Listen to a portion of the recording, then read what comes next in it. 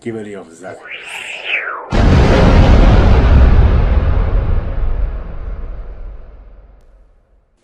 Hallo liebe Zuschauer und willkommen zu einem neuen Album-Review. Heute geht es um eine ziemlich unbekannte Band, muss ich sagen. Denn im Netz findet man jetzt nicht allzu viel dazu. Ich habe kaum Hintergrundinfos finden können. Und auch keine brauchbaren, verwertbaren Reviews oder ähnliches. Ne? Es gibt eine Facebook-Seite und es gibt eine, wie heißt es, Moment, bei Apple kann man einige Singles hören und auch das Album natürlich kaufen. Und ja, ich habe auf jeden Fall diese Band, ich weiß gar nicht mehr, wie bin ich darauf gestoßen, wurden die mir random auf YouTube angezeigt oder auf Facebook sogar. Man bekommt ja manchmal auch so Bands angeboten einfach, ne? Auf jeden Fall hatte ich mir einen Song angehört. Ich hatte das dann gesucht auf YouTube, da gibt es auch ein Lyric-Video zu. Und das ist der Titeltrack des Albums Work Hard, Play Harder von den Revolvers. So sieht das Ganze hier aus. Das habe ich jetzt hier am Start und da möchte ich euch jetzt ein bisschen drüber zu erzählen. Die Revolvers, also der Song gefiel mir halt sehr gut und dass ich Mensch möchte, das hätte ich gern und würde gerne mehr davon hören. Gibt es ein ganzes Album. Hab dann auf Facebook nach der Band gesucht und sie gefunden und auch angeschrieben und dann ja Daten ausgetauscht und das Ganze dann halt eben bekommen. Witzig fand ich in dem Fall, ich habe halt geschrieben, ja, kann man da für euch, also in Englisch natürlich, kann man da irgendwie ein ganzes Album kaufen? Ja, kann man, ne? Ja, was soll das denn kosten? Ja, gib uns deine Adresse, wir schicken dir die zu. Über den Preis sprechen wir, wenn sie dich erreicht hat. Das hatte ich auch noch nie, ne? Das war jetzt no risk, no fun. Hätte ja auch sein können, dass die CD ankommt und ich schreibe dann zurück, ja, hier die CD ist angekommen, ja, 100 Euro. Ja, war jetzt aber nicht der Fall, ne? Das Ganze hat, ich weiß gar nicht mehr, was sie gekostet hat. Weiß ich nicht mehr, wirklich nicht. Kann ich euch jetzt gerade spontan gar nicht mehr sagen, ne? War aber ein Normalpreis, sage ich jetzt mal, ja. So, die Band kommt aus Finnland, Helsinki, und ich verlese euch jetzt die spärlichen Texte, die man auf der Facebook-Seite findet. We're ready, we're hungry and we're kicking some ass. Are we good? Let us and we'll fucking show ya. A hard-rocking band from Helsinki, Finland. Let us know. Oder was? Ja. Our music is energetic hard rock with a twist of old school rock and roll and modern metal. Come check us out live, you won't regret it. Das ist so der Text. Also wir haben hier eine Mischung aus Hardrock mit ja so Oldschool Rock'n'Roll Elementen und aber auch moderneren Metal Einschüben. Da würde ich am ehesten sagen, was den Sound angeht oder die Produktion. Im Grunde genommen haben wir hier eine knackige Hardrock Band. Das kann man so im Grunde sagen. Ja. Zur Optik komme ich gleich. Erstmal zum Line-Up. Das steht hier drin. Ne? Da haben wir Ripper an den Lead Vocals und an der Gitarre. Nachnamen gibt es hier nicht. Ne? Johnny Bass und Backing Vocals, Markus an den Drums und Nico an der Gitarre und Backing Vocals. Das ist alles, was man hier an Infos bekommt.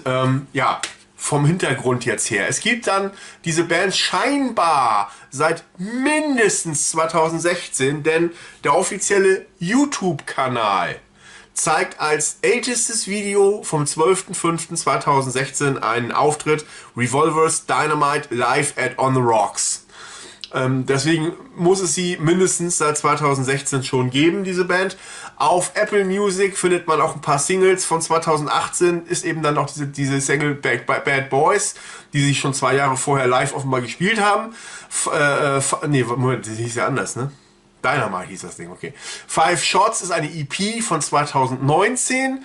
Fire in the Hole ist eine Single von 2019. Damn Woman ist eine Single von 2019. Love Me or Leave Me ist eine Single von 2020. Und Honey and Cream ist eine Single von 2021 und befindet sich auch auf diesem Album. Diese Singles findet man halt auf Apple, wenn man da so ein bisschen nach der Band sucht, nach den Revolvers. Ja. Und ich kann ja mal ganz kurz mal raufklicken und nochmal gucken, ob es da irgendwie... da kann man auch das Album unter den Top-Songs, hat man hier die Alben, ja, und das Album selbst natürlich, das ich jetzt hier am Start habe. Ne?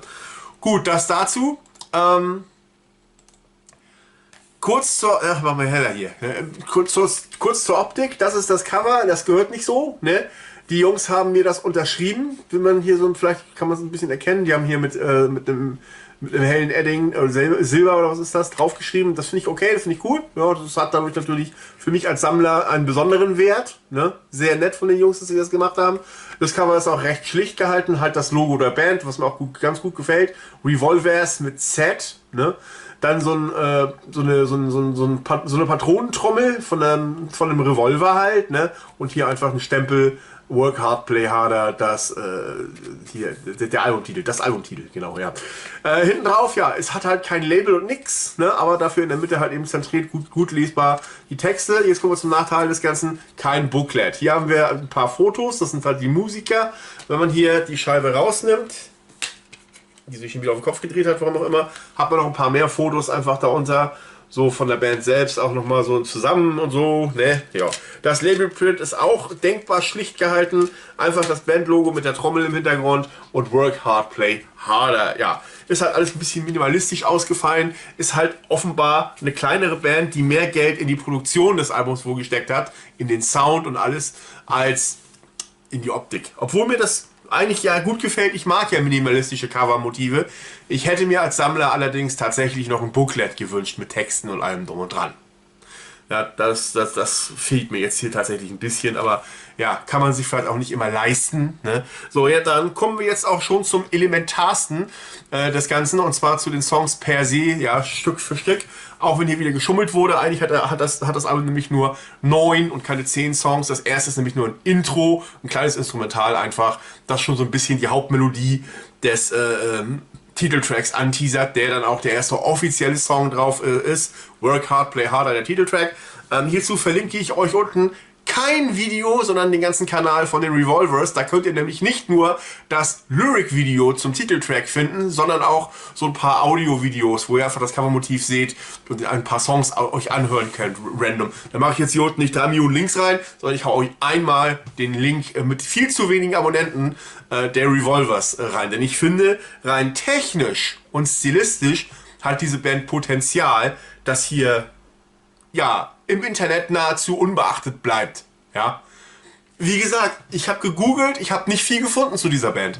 Irgendwie Reviews oder so, schriftlich oder irgendwie auch in Videoform oder so. Da ist nicht viel. Ne? Auch die Videos, die man halt findet also auf dem Kanal, den ich euch unten verlinke, kaum Kommentare und so. Irgendwie ist das ein bisschen traurig fast, weil die Musik, die Jungs machen, mir eigentlich wirklich gut gefällt. Also der Titeltrack, Work Hard, Play Harder, bewegt sich in stampfendem Mittempo, ist halt melodischerer, harter, knackiger Hardrock, wenn man so will. Schönes Riff, raue Vocals, der hat eine ziemlich rotzige, ja, rotzig, eine dreckigere Stimme so ein bisschen. Das gefällt mir recht gut, das passt zu dieser Rock'n'Roll-Attitude, die hier so ein bisschen auch vor sich hertragen. Der Song hat einen geilen, mehrstimmigen Shout-Refrain, ja, Work hard, play harder, das sitzt gut, ja. Und ein schön melodisches Solo gibt es auch, wo man auch eigentlich auch wirklich hört, ja, die wissen auch technisch, was sie da tun, ne? Keine Ahnung, ich habe wie gesagt nichts gefunden über die Musiker, in welchen Verbindungen die vielleicht mit älteren Bands stehen, wie lange die schon aktiv sind etc. Na, gut. Also der Titeltrack ist auf jeden Fall ein kleiner Ohrwurm, und zwar ganz spontan nach erstmaligem Hören, und deswegen wollte ich auch wegen dem Song das Album auch haben, tatsächlich. Ja, und jetzt habe ich halt das ganze Ding gehört. Dann kommen wir schon zu Stück Nummer 3, Honey and Cream, was ja auch die Single ist, die ich da gerade eben erwähnt habe. Beginnt ein bisschen mit einem etwas groovigeren Riff, bewegt sich wieder im Mittempo-Bereich, hat etwas melodischer gehaltene Strophen und auch wieder hier einen simpel gehaltenen, aber dafür eben eingängigen, mehrstimmigen Refrain. Ja, setzt sich auch gut im Ohr fest. Wieder ein tolles Solo haben wir hier da am Start, und später in den Strophen, nach hinten raus, werden die Strophen unterlegt mit Oh Wow Chören, so ein bisschen, ja, so begleitend. Das passt ganz gut dazu und gibt dem Ganzen nochmal so eine kleine Extrawürze. Dann kommt Stück Nummer 4, Razor Sharp Racer. Wie der Titel ja schon andeutet, ist das eher ein schnellerer Song. Treibender Rocker, wenn man so will, mit klassischem Rock-Riff. Ja. Jetzt nichts, was man jetzt irgendwie, wo man jetzt sagen kann, das Rad wird neu erfunden, aber es ist schon, ja, ne? Geht ganz gut nach vorne. Rockiger umgesetzt sind auch die Strophen und auch der Refrain. Und es gibt ein umso fetzigeres gespieltes Solo. Das gefiel mir auch ganz gut. Stück Nummer 5 ist dann Libido. Hier haben wir wieder ein eher stampfendes Stück. Cooles Hauptriff, bisschen düsterer gehalten vielleicht. Schöner, simpler, aber catchy, eingängiger Refrain. Hat mir sehr gut gefallen, wirklich. Es gibt ein kleines Solo und dann direkt eine Riff-Bridge, wo man einfach mal das Riff ganz alleine so nach vorne ein bisschen hebt. Ne? Das fand ich auch ganz gut. Stück Nummer 6 ist dann Game On. Game On hat vom Sound her noch mal ein bisschen dreckiger klingendes Riff, was ich manchmal aber ganz gerne mag. Vor der Strophe gibt es auch direkt schon den Refrain, also es ist auch nur Gang-Shout-mäßig Game On, 2-3 Mal, ja. Und was ich mit dreckig meine ist, was das betrifft auch die Vocals so ein bisschen, der Vergleich, der mir immer wieder in den Sinn kam, wenn ich jetzt Bands zum Vergleich heranziehen muss oder soll, ist Almighty, vielleicht noch ein bisschen, falls ihr die Band kennt, ich glaube, die haben nur ein Album gemacht, The Scream, ja, und ansonsten von der Attitüde her Skid Row und härtere Motley Crue vielleicht, ja, so die Richtung, so irgendwo da in diesem Feld bewegt sich der Sound. Ihr könnt euch das ja anhören, ihr braucht hier nur auf den Link zu klicken unten und auf dem Kanal ein paar Videos anzuklicken von den Audiosachen, die ihr da hört oder eben das Lyric-Video. Auch hier bei Game On wieder ein schönes Solo dabei. Dann kommt Stück Nummer 7, Transylvania. Der hat ein etwas verspielteres Riff, so ein bisschen, ja, technisch möchte ich jetzt nicht sagen, aber ja, ein bisschen nicht ganz so simpel straight, ja. Einen etwas rockigeren Drive und die Strophen, da ist dann auch wirklich raushörbar dieser Rock-and-Roll-Einfluss, ne? Der Refrain geht in Ordnung, ja, setzt sich auch gut im Ohr fest. Dann gibt es nach hinten raus eine kleine, fast ein kleines bisschen doomige, langsame Bridge, die mir auch gut gefallen hat, ne? Und auch hier wieder ein cooler Solo-Part. Wie gesagt, ich finde ein bisschen schade, dass diese Band irgendwie komplett untergeht, ne? Dann kommt Stück Nummer 8, jetzt nach hinten raus, finde ich, fällt das Album für mich persönlich ein bisschen ab. Ich weiß nicht, ob das daran liegt, dass sich die Songs im Laufe der Zeit einfach abnutzen, weil sie sich ein wenig, ja, ähneln, möchte ich nicht sagen, aber ja, auf jeden Fall nach hinten raus war es dann ein bisschen, ich muss die vielleicht auch ein paar Mal hören, die Schreibe einfach. Ich habe die jetzt in Gänze ein einziges Mal gehört erst und jetzt mache ich direkt spontan dieses Video, weil ich fange gerne den spontanen Eindruck ein, den man direkt hat, nachdem man das erste Mal so ein Album gehört hat. Das mache ich gerne so. Ne? Also, Sweet Little Mary ist der nächste Titel. Es ist wieder ein schöner Mittempo-Groover. Allerdings finde ich bei Sweet Little Mary wirklich aus der Strophe und vor allem aus dem Refrain hätte man echt ein bisschen mehr rausholen können, fand ich. Ja? Vor allem angesichts solcher Titel wie dem Titeltrack. Ja? Sind aber beide okay, also Strophenaufbau und auch Refrain sind an sich okay. Man hätte vielleicht soundmäßig oder irgendwie, weiß ich nicht, umsetzungstechnisch noch ein bisschen was an Würze dazufügen können, glaube ich. Solo hingegen passt wieder sehr gut. Stück Nummer 9 ist dann Days. Hat so ein auch wieder verspielteres Riff, was mich ganz, ganz entfernt gleich an so diese Def Leppard Hysteria Phase erinnert hat, aber eben ein bisschen in rotziger, dreckiger, düsterer, keine Ahnung. Wieder im Mittempo das ganze Stück. In den Strophen so eher gezupfte Riffs. Das hat mir wieder sehr gut gefallen. Und es gibt auch einen melodischen Refrain, der auch ganz gut kommt, aber eben nicht so mitreißt, wie jetzt hier diese eingängigeren Stücke. Und nächster Punktabzug, für mich persönlich ist auch ein ganz persönliches Ding. Ja, der Song wird halt ausgeblendet. Ich hasse Fade-Outs. Ich kann es nicht leiden, ich werde mich da nie dran gewöhnen. Ich konnte mich da schon als Kind nicht dran gewöhnen, ja, aber gut. Der Rausschmeißer ist dann Gutter is Calling und hier haben wir dann schon wieder ein eher verspieltes Hauptriff, erneut in eher cool umgesetzten Mittempo soweit, die Strophen, jedenfalls am Anfang, die erste Strophe ist dann nur Bass und Gesang, und also Bass, Drums und Gesang natürlich, ne? Und dann setzt dazu noch so eine leicht gezupfte Gitarre mit einem ganz netten Riff ein. Der Refrain von Gutter is Calling ist auch okay, aber es ist alles so ein bisschen so auf düsterer gemacht insgesamt, von der Stimmung her der Song. Es gibt auch ein passendes Solo. Als Rausschmeißer hätte ich mir bei der Stilistik von den Revolvers aber vielleicht auch ein bisschen was Knackigeres gewünscht. Aber das ist auch wieder nur Geschmackssache, ne? Gut. Also, Revolvers mit Work Hard, Play Harder. Hat sich gelohnt, die zu kaufen. Alleine die Songs, ja, der Titeltrack, Honey and Cream, Libido, Game On, Transylvania. Ja, alleine diese Songs sind Favoriten von mir, ja. Das sind Songs, die ich mir dieses Jahr mit Sicherheit noch oft anhören werde und die, ja, nicht nur dieses Jahr, auch weiterhin natürlich, ne? Ja, sehr schön. Ich freue mich, das Ding zu haben. Ich habe keine Ahnung, wie ihr an das Album rankommen sollt, aber naja, wie gesagt, die Jungs haben Facebook, ne? Und ja, schreibt sie vielleicht an, schickt ein paar Grüße aus Deutschland vom Slane und ja, vielleicht holt sich der eine oder andere das Ding ja, weil ich bin wirklich der Meinung, so eine kleinen Bands, man merkt hier die Liebe in der Musik, finde ich, ja.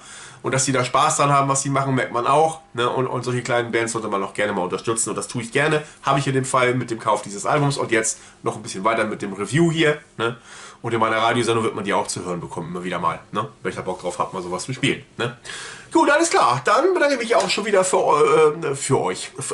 Ja, genau, bei euch. Fürs Zuschauen. Hoffe, ihr hattet ein bisschen Spaß. Vielleicht konnte der eine oder andere hier einen kleinen Tipp mitnehmen. Ja, wenn nicht, ist es aber auch nicht schlimm. Ihr könnt mir gerne eure Meinung mal in die Kommentare reinschreiben. Wir sehen uns wieder im nächsten Video, wenn ihr den mögt. Und ja, bis zum nächsten Mal wünsche ich euch viel Spaß bei was auch immer ihr als nächstes schaut. Und bis zum nächsten Mal sage ich wie immer Farewell.